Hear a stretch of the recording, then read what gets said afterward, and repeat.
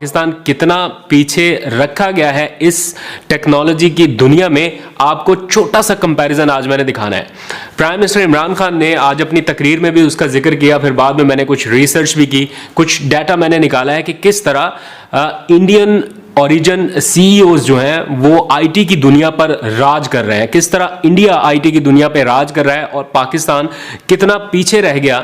लेकिन अब जाके 74 सालों के बाद जाके कोई ऐसी चीज़ें सुनने को मिली हैं कि प्राइम मिनिस्टर के लेवल पर यानी प्रीमियर लेवल पर अब ये चीज़ डिस्कस हो रही है कि हम पीछे हैं टेक्नोलॉजी की दुनिया में, आगे जाना है। कितना पीछे हैं अंदाज़ा सिर्फ इस बात से लगा लें कि भारत की जो आईटी एक्सपोर्ट है वो पहुंची है 150 अरब डॉलर्स पर। सिर्फ एक मुल्क की आईटी एक्सपोर्ट 150 अरब डॉलर है। और दूसरी तरफ पाकिस्तान की जो आईटी एक्सपोर्ट है वो कितनी है, आपको जानकर शायद हैरत हो, अफसोस हो या जो भी आपका रिएक्शन हो, 2 अरब डॉलर।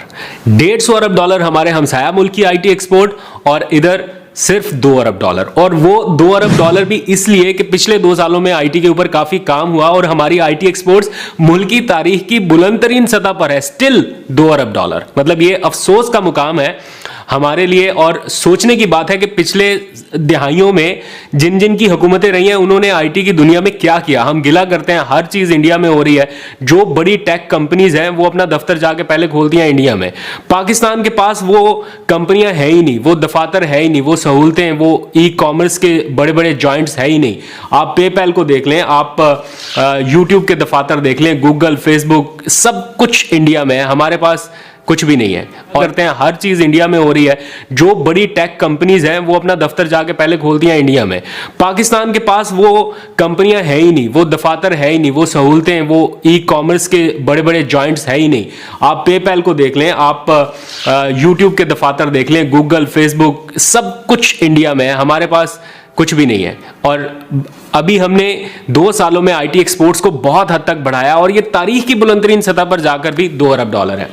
किस तरह से आज मैं चूंकि रिसर्च कर रहा था, आपको बताने का मकसद यह है कि क्यों ये पाकिस्तान के मुस्तकबिल के लिए जरूरी है और क्यों ये तारीखी इकदाम मैं इसको कहता हूं। आज जब प्राइम मिनिस्टर ने जाके उसको एक तरह से इनॉग्रेट किया, जो पाकिस्तान है वो आईटी एक्सपोर्ट्स में तरक्की तो बहुत कर रहा है आईटी की इस इंडस्ट्री में, लेकिन बांग्लादेश से बहुत पीछे है। भारत में आईटी जो है वो बहुत तरक्की करे, इसकी क्या रीजन है और पाकिस्तान मजीद फ्लरिश करने के लिए स्ट्रैटेजीज क्या हो सकती हैं, इस हवाले से भी थोड़ा सा बताइएगा। इसमें जी मेनली वजह यह है कि पिछले 20 सालों में हमारी जो गवर्नमेंट सक्सेसिव गवर्नमेंट्स रही हैं उनकी तरफ से सिर्फ एक इनकम टैक्स एग्जम्पशन का बेनिफिट दिया जाता है। जबकि आप इंडिया में जाएं तो इंडिया में स्पेशल टेक्नोलॉजी जोन्स इंडिया ने बनाई हैं, बांग्लादेश पिछले 2-3 साल से बना रहा है। उन जोन्स में तमाम इनकम एग्जाम्प्ट होती है, ना सिर्फ बल्कि और बेनिफिट्स लाइक बिजली सस्ती और सस्ती जमीन कंपनीज को दे दी जाती है ताकि वो लीज के ऊपर अपनी बिल्डिंग्स बनाए, किस्तों में जमीन दे दी जाती है। बिजली सस्ती के अलावा वहाँ पे ड्यूटी फ्री इंपोर्ट्स अलाउ की जाती हैं कंपनीज को। जबकि हमारे मुल्क में सिर्फ एक बेनिफिट मौजूद था जिसकी वजह से कंपनीज जो हैं वो ज़्यादातर अपने बलबूते पे समझ लें कि बगैर किसी पॉलिसी के ग्रो हुई हैं। तो अब गवर्नमेंट जो है वो डेफिनेटली इंडिया और बांग्लादेश जो है वो बहुत आगे निकल गए। इंडिया इस वक्त 150 बिलियन डॉलर से ज़्यादा की एक्सपोर्ट्स कर रहा है और बांग्लादेश जो है वो तकरीबन उन्हें 2-3 सालों में बहुत ज़्यादा ग्रोथ दिखाई है, जस्ट बिकॉज कि उन्होंने अपने आईटी सेक्टर को एक पॉलिसी के तहत लेके चले हैं। अनफॉर्चुनेटली पाकिस्तान में ऐसी कोई पॉलिसी मौजूद नहीं थी। ये आप बात तो कर रहे हैं मतलब इस बारे में बात की। अच्छा पहले हरमीत बात कर ले फिर मैं करता हूँ। जी हरमीत। जी जी जी जी जी मैं पूछना ये चाह रहा हूँ कि बांग्लादेश और भारत की जैसा रोमा ने बात कर दी, तो वहां तक पहुंचने के लिए अब है मजीद क्या इकदाम करने होंगे, कितना आगे निकलना, क्योंकि जारी बात है कि बड़ी मेहनत करनी होगी दोबारा इस इंडस्ट्री में नाम बनाने के लिए। नौजवानों को इस वक्त अगर बेरोजगारी की बात की जाए तो बहुत शरह बढ़ रही है, तो नौजवान आईटी की इस इंडस्ट्री से मुस्तकबिल में क्या क्या फायदे उठा सकते हैं और हुकूमत उनके लिए क्या कर रही है, क्या पॉलिसियां ला रही है? देखिए जी, इसमें अभी तो ऐसा कोई पॉलिसी नहीं है, बट ये है कि पॉलिसी पे काम हो रहा है और फर्दर फ्यूचर में लग रहा है कि कुछ बेनिफिट्स वगैरह मिल जाएंगे। ये एक ऐसा सेक्टर है जी जो सबसे ज्यादा जॉब जनरेट कर सकता है। फिलीपीन जैसे मुल्क में तकरीबन 4 मिलियन लोग जो हैं वो आईटी के अंदर एम्प्लॉयड हैं और इसमें जरूरी नहीं कि कोई बंदा प्रोग्रामिंग करता हो या हाई एंड कंप्यूटर साइंस का स्टूडेंट हो तो वही काम करे। इसमें इंग्लिश बोलने वाले जो इंग्लिश स्पीकिंग लोग हैं या नॉर्मल इंग्लिश समझने वाले लोग हैं या जो कंप्यूटर ऑपरेट कर रहे हैं उनके लिए भी 30-30, 40-40, 50 हज़ार की जॉब इसमें जनरेट हो जाती है। इस वक्त आईटी इंडस्ट्री के ये हालात हैं कि 2-2, 3-3 साल एक्सपीरियंस लोग जो हैं वो लाख लाख, 1.5 लाख रुपए सैलरी ले रहे हैं, जस्ट बिकॉज कि हमारे मुल्क में वो ग्रेजुएट क्वालिटी प्रोड्यूस नहीं हो रही और जो कम लोग इंडस्ट्री में हैं वो ज़्यादा सैलरी डिमांड कर रहे हैं। सो गवर्नमेंट को इस पे काम करना पड़ेगा, ऐसे प्लान बनाने पड़ेंगे कि इंडस्ट्री के साथ मिलके लोगों को जो ग्रेजुएट यूनिवर्सिटी में से निकल रहे हैं वो इंडस्ट्री रेडी हों। अच्छा, ये टॉप यूनिवर्सिटीज़ का मसला नहीं है, टॉप यूनिवर्सिटीज़ के ग्रेजुएट्स अच्छे हैं जो तकरीबन 5-6 हज़ार, मैं कहूँगा 35,000 ग्रेजुएट्स हम प्रोड्यूस करते हैं। तो बाकी जो 5,000 के अलावा हैं वो तकरीबन वो उनकी परफॉर्मेंस जो है उनको बेहतर करना होगा। अगर हम उसको बेहतर कर सकते हैं तो ये पाकिस्तान में इवन हम इसमें सालाना 1 लाख लोग खपा सकते हैं। तो ये एक ऐसा सेक्टर है जो इतने लोगों को जॉब जनरेट करके दे सकता है। इसमें हमें ये देखना होगा कि पूरी दुनिया में, स्पेशली इंडिया में और फिलीपींस में, उन्होंने ऐसी पॉलिसीज बनाई हैं, ईज ऑफ बिजनेस इतना आसान किया है। हमारे सेक्टर में जनरली 4 किस्म की कंपनीज होती हैं। एक वो कंपनी होती है जो अमेरिकन फॉर एग्जांपल या ब्रिटिश कंपनी है या यूरोपियन कंपनी है, लाइक IBM, स्टारा डाटा, और ये बड़े नाम होते हैं बड़े, जो कि जिन्होंने इंडिया में 2-2, 2.5 लाख लोगों के सेटअप एक कंपनी ने लगाए हुए हैं।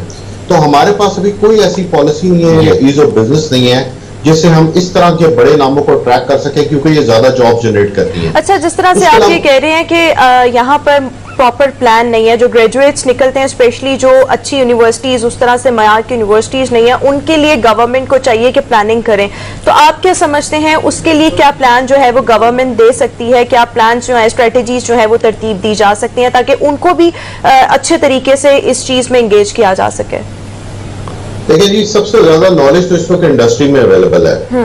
तो इंडस्ट्री के लोगों को इस वक्त किसी किस्म का जो इंडस्ट्री के एम्प्लॉयज हैं, हम अपनी कंपनी से, मैं भी अपनी कंपनी से लड़कों को भेजता हूँ लेकिन पढ़ाने के लिए यूनिवर्सिटीज के अंदर। लेकिन चैलेंज वही होता है कि हमारी इंडस्ट्री में ज्यादातर ग्रेजुएट लोग होते हैं, BS उन्होंने किया होता है। यूनिवर्सिटीज कहते हैं जी मास्टर लोग होने चाहिए। अच्छा, लेकिन उनका एक्सपीरियंस इतना होता है कि जब वो जाके पढ़ाते हैं तो लोगों में इम्पैक्ट आता है।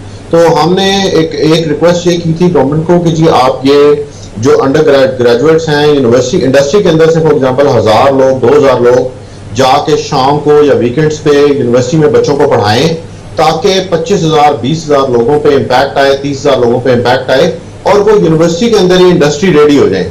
अभी अनफॉर्चुनेटली यूनिवर्सिटी में जो लोग काम कर रहे हैं उनका ज्यादातर ध्यान रिसर्च पेपर्स पे होता है, यूनिवर्सिटीज का जो इंटेंट होता है वो रिसर्च पे होता है। तो अंडर ग्रेड जो है वो क्वालिटी वो बहुत यूनिवर्सिटीज के अंदर पुअर होती है। स्पेशली PhD को यूनिवर्सिटी जो है वो 500-600 हज़ार रुपया पर आवर दे रहा होता है। तो हमारे लोगों के लिए कोई ज्यादा इंसेंटिव नहीं होता। तो यही होता है कि जो 20-30 कंपनियां, 40 कंपनियां ज्यादातर अपने सेल्फ या सोसाइटी को कंट्रीब्यूट करने के पॉइंट ऑफ व्यू से अपने लोगों को भेज देती हैं। अदरवाइज यूनिवर्सिटी में कोई ऐसी खातर खाना पेमेंट है ना, इंकरेज किया जाता है कि इंडस्ट्री से लोग आए और पढ़ाएं, जिसकी वजह से ऑलमोस्ट इंडस्ट्री के अंदर, एकेडेमिया के अंदर इंडस्ट्री का एक्सपीरियंस ना होने के बराबर जो लड़के आते हैं उनको इंडस्ट्री का बिल्कुल पता ही नहीं होता। और आखिर में भी पाकिस्तान में नहीं आती। बहुत सारी सर्विसेज ऐसी हैं जो हम इस्तेमाल करना चाहते हैं। पेपैल की सर्विसेज के लिए लोगों ने कितना कह दिया कि जनाब पेपैल ले आए, पाकिस्तान में पेपैल आ जाए, नहीं आया।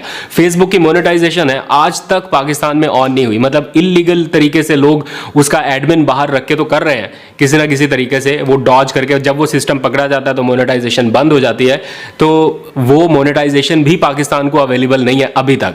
फिर यूट्यूब का बहुत बड़ा कंट्रोल है इंडिया के पास, हर दफ्तर उनके पास है। आप YouTube का ले लें, आप Facebook का ले लें। ये आप ज़रा देखिए, मैंने आज कुछ सर्च की, Facebook का अगर आपको ट्विटर हैंडल मिलेगा तो Facebook मेटा इंडिया का मिलेगा।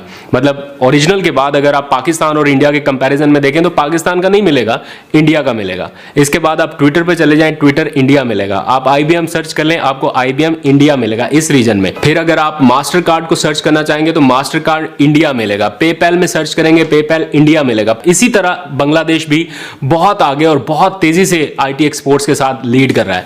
लेकिन बदकिस्मती से पाकिस्तान के पास ये सब कुछ नहीं था। अभी पिछले कुछ दिनों में आपने देखा कि इंफॉर्मेशन वॉर है एक तरह से पाकिस्तान और इंडिया के दरमियान। और पिछले ये कोई 24-48 घंटों में आपने सुना होगा कि बहुत सारे जो YouTube के अकाउंट्स थे पाकिस्तानियों के, वो उड़ा दिए गए। इसीलिए उड़े कि उनका असर रसूख है, उनकी बात सुनी जाती है। हमारा एक ट्विटर अकाउंट भी सस्पेंड हो जाए तो ट्विटर हमारी बात नहीं सुनता, इसलिए कि हमें सभी हल्का लिया हुआ है सबने। यहाँ पे हमारी कुछ अपनी कमजोरियां भी हैं, कुछ इंटरनेशनल लॉबी इस तरह से नहीं कर सके, और कुछ आईटी की दुनिया में जो काम बेसिक्स करने वाले थे वो नहीं किए, हमारी कानून साजी नहीं थी, ना यहाँ पे दफातर, ना यहाँ पे कोई वो बेसिक फैसिलिटी। तो ये वो सारी चीजें बताने का मकसद ये नहीं कि हमने मतलब हिम्मत हारनी है, बताने का मकसद ये है कि माजी में ये सब कुछ हमारे साथ हुआ है, लेकिन अब this is the right time कि हम राइट डायरेक्शन में आगे बढ़ते दिखाई दे रहे हैं। और इसी के पेश नज़र आज प्राइम मिनिस्टर इमरान खान ने special technology zone Lahore Technopolis का जो आगाज किया